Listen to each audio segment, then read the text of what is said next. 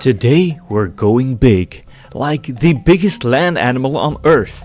This brand new habitat brings elephants together with antelopes and monkeys, sharing space, crossing paths, and showing just how complex life on the savannah can be. Join me. You saw the intro, so let's go. That's right, friends, you heard me correctly. We put the largest land animal in the world in the largest habitat in Bollo Bollo. This is a 21,000 square meters habitat, although not all of those square meters are actually accessible, definitely not by the elephants. But what a range of animals we have living in here. We have the enormous Savannah elephant, but we also have the speedy and nimble antelope species called the topi, and we have an even speedier and more nimble animal species, the common Patas monkey and the Nile Patas monkey. So the construction of the habitat itself isn't absolutely crazy. We have a moat separating the retaining wall from the animals, and we'll also have sort of, as you see me sort of constructing here, this outcrop island separated from the rest of the habitat where the monkeys live. But yeah, let me tell you a little bit about the new latest additions to our wonderful park.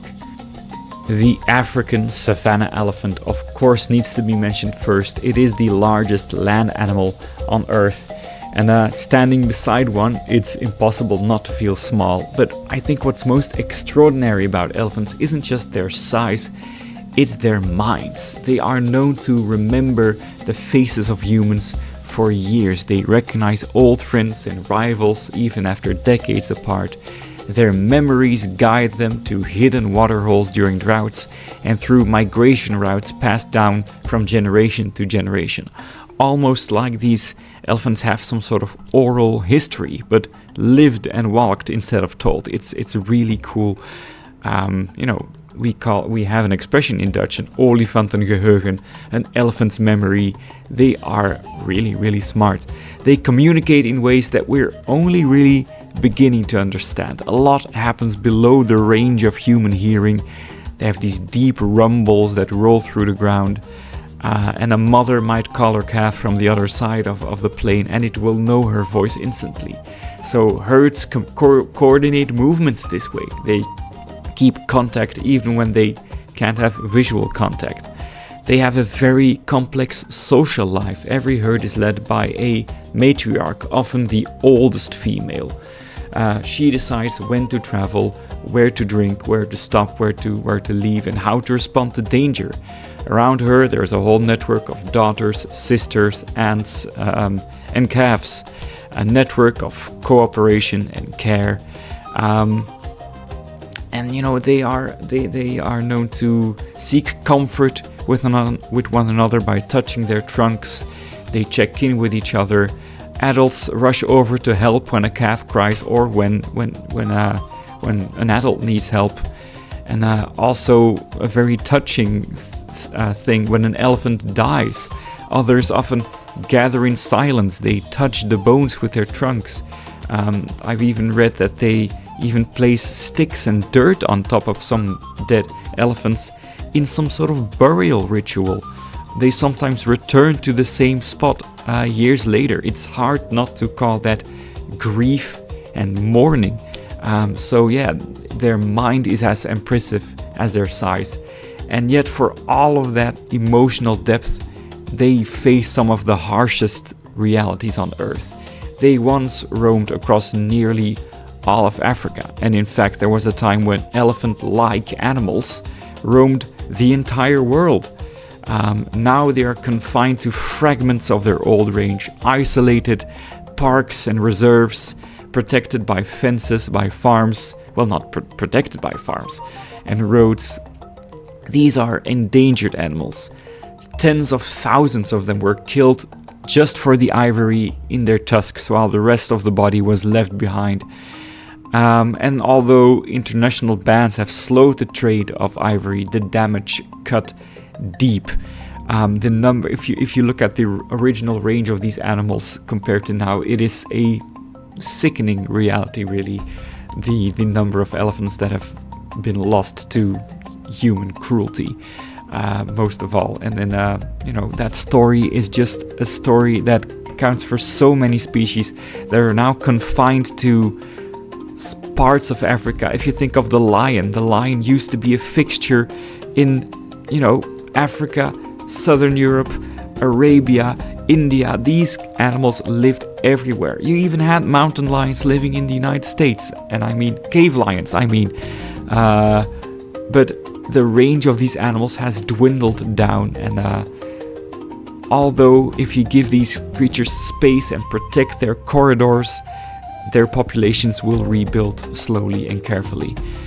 It's easy to forget how critical it is for animals like this to continue existing. They shape the entire ecosystem around them. They knock over trees and they create new grasslands for antelope. They dig for water, and other animals use that as drinking wells. In many ways, these animals help shape the savanna itself.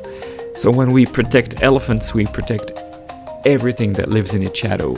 And I think that is one of the reasons why here in Bollo Bollo we also showcase the antelopes and the monkeys that do share their living space with the elephants. And speaking of the antelopes, sharing this savanna with them is one of Africa's fastest antelopes, the topi. They might not necessarily look like it at first glance, but topis can sprint at speeds up to 70 kilometers per hour. And they rely on that speed to escape predators, of course, like lions and hyenas. They're also famously social. They live in large herds, and they scan the horizon, protecting the herd. Sometimes a dominant male will stand proudly on a mound or a termite mound just to show off to others and scan the area. So you can find these guys across East and Central Africa, especially in grasslands, near rivers or floodplains. They have a stable population, though it is shrinking slightly due to farmland expansion. And what you see me building here, at least start building, is the monkey rock. I'm building like a very classic monkey rock island for two species of monkey that are very similar to each other. And I don't do this right away, but I eventually separate this island from the rest of the habitat through a moat around it, for two reasons. First of all, I wanted the monkeys to live in this space more than in other spaces, and I just felt the way that Planet Zoo animals behave, I had to separate it so that they really had to make the journey across the moat and would stay there for longer. Second of all, of course, you need to be able to give this smallest animal in this habitat space to get away from, the elephants and the antelopes.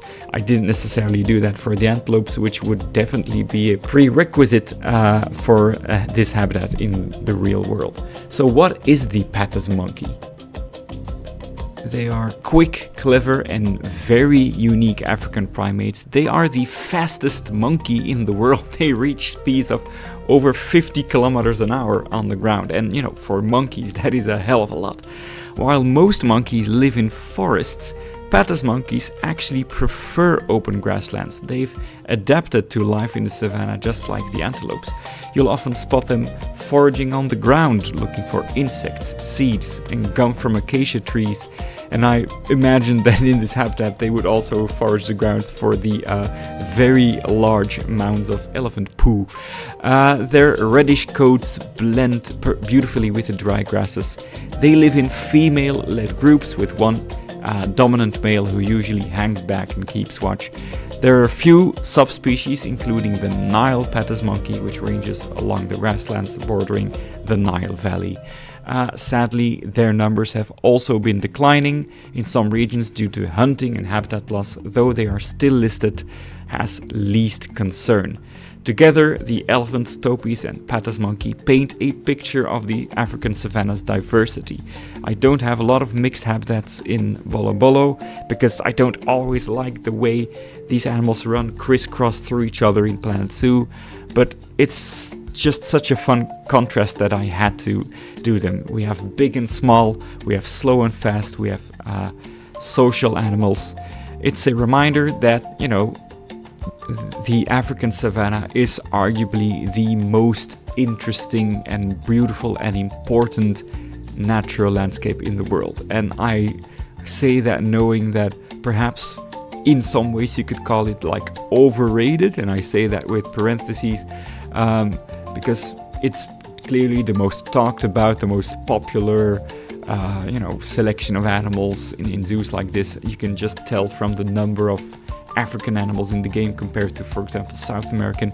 But it is just, to me, the most, romantic animal landscape in the world. It is the classic collection of animals that every young child learns about, and it is something that we need to treasure and preserve, just like any other natural region in the world, of course.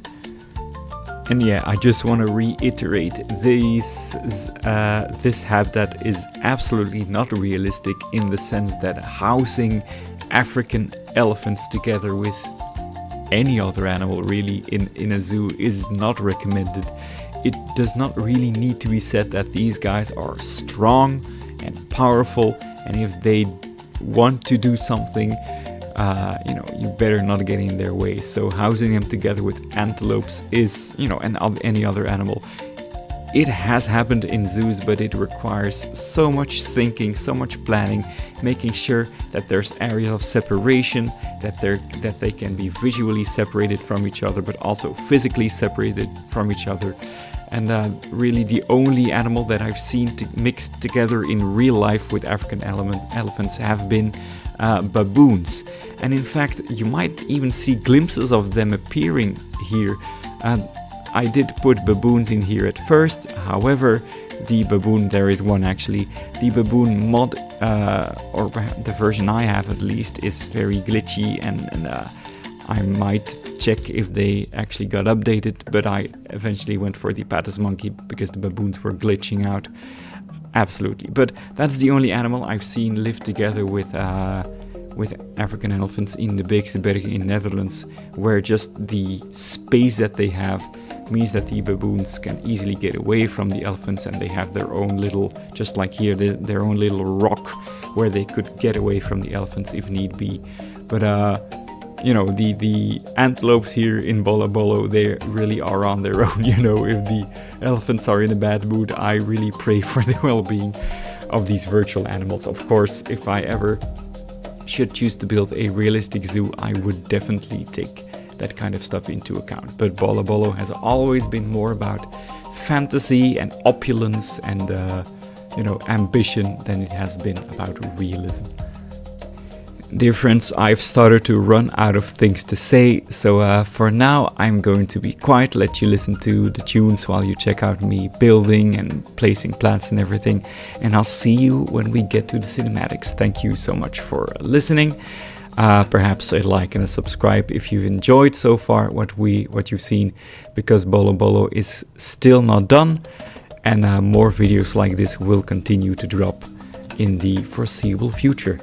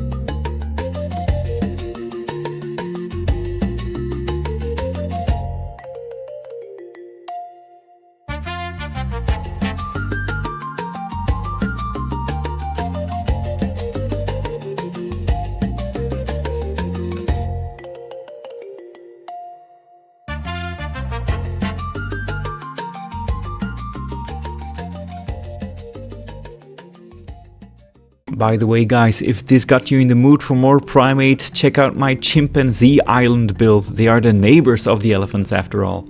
And that concludes our build of the elephant savanna habitat. I'd love to say that that thing you saw there, that enrichment item with these stacked rocks, is actually a blueprint by the legend that is ZSH Plays, a wonderful blueprint that I will link in the comment. Yeah, this is a sprawling large habitat.